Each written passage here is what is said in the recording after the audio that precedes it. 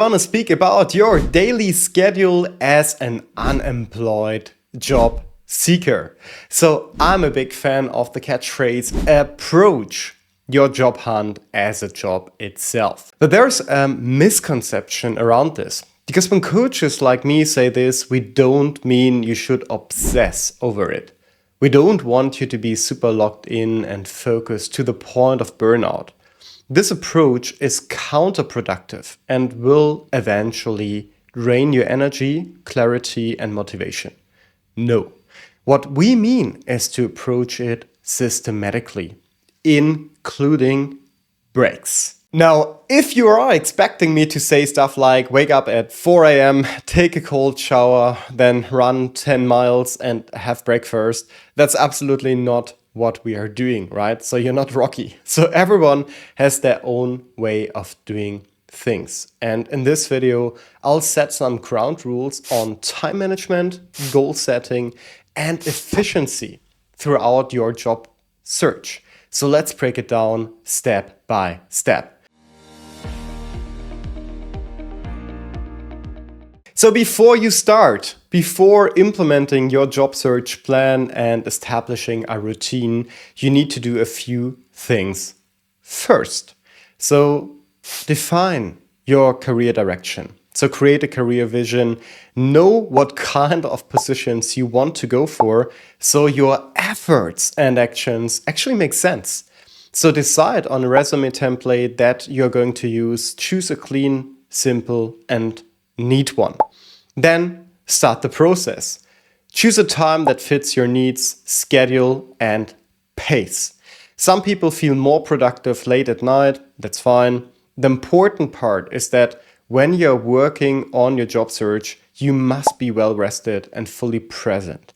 So if you set a daily goal of spending 6 hours or so on job hunt activities, this means you're doing nothing else during those 6 hours.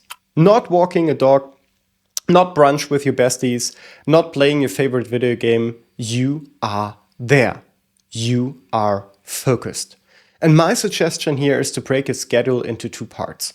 So focus on 5 to 6 hours in the morning, take a good break, and then focus for another 2 hours or so in the afternoon. This break will help you to relax and also come back refreshed, allowing you to refine documents or check your notes with a fresh perspective. Now let's speak about your daily activities too, because you should break your job hunt activities into 3 major categories. One is indeed job searching, so looking for roles online. Second is applications, because company research and creating your resume and cover letter will also take time. And third is networking, because reaching out to hiring managers and connecting with former or current employees of your target companies and attending networking events also will require time. So the application process is time consuming. It involves a lot of company research, making sure you understand the role, what the company is looking for, and also how you can make a difference. And then showing this compellingly in your application documents.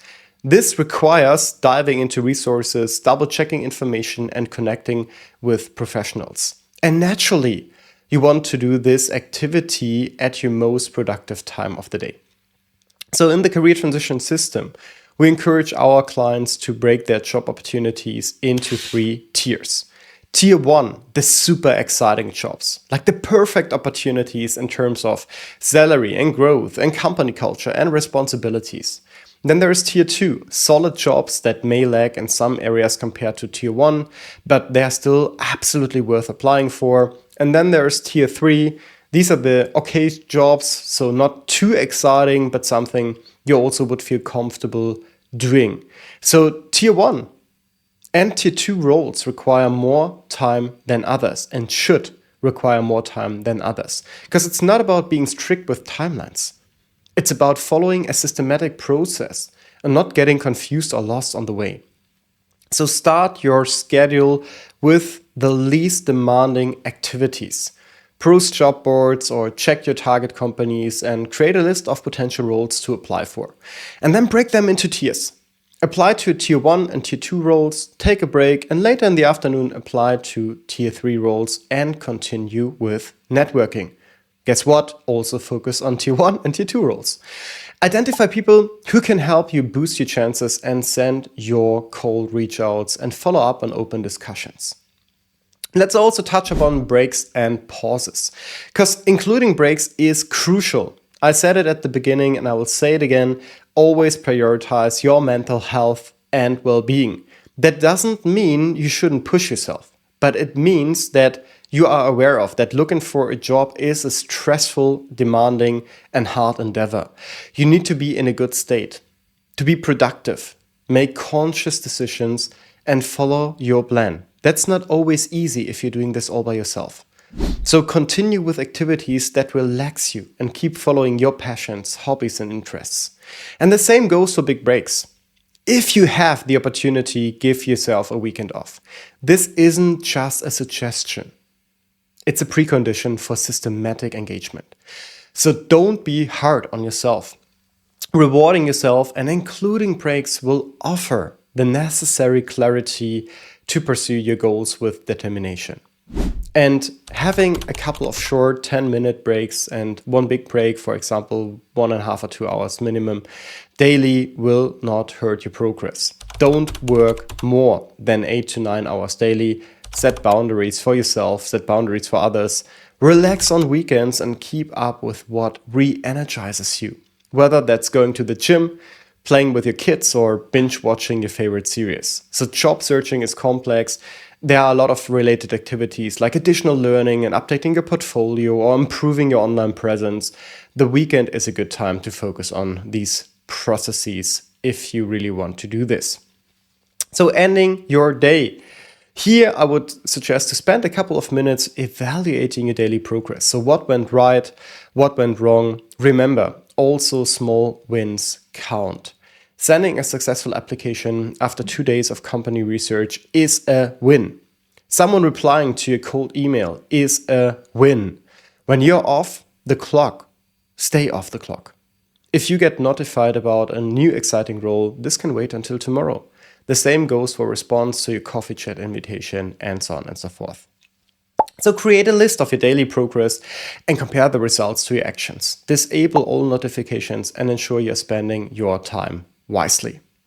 Speaking about goals and progress, right? It's crucial to understand the importance of the goals that you're setting for yourself. Job hunting is a nuanced process and it's easy to sabotage yourself. And when setting daily goals, I suggest initially framing them as time-based rather than task-based. So for example, instead of I will cold message 20 people, say something like I will spend 1 hour reaching out to contacts. Or instead of I will find 10 opportunities today, say I will spend 2 hours searching for job opportunities. This approach allows you to calibrate and adjust your goals as needed. And then, once you have a rough understanding how long you are taking, you're turning this input-oriented perspective into an output-oriented perspective and speak about 5 applications, for example, instead of like 1 hour. In conclusion, no matter what your daily schedule looks like, remember, you need to include breaks. Don't be all over the place. Focus on one task at a time and finish it, and give yourself and your plan some time. Don't expect immediate results. Because what most candidates do not realize is that if their plan is not working, they tend to increase the same thing they are doing X times more, right? Doing more of the same that hasn't worked in the past is not a good idea for the future. And having a concise schedule can help you to not only be more productive, but also help you to understand your progress and also identify areas for improvement more effectively. So let's push.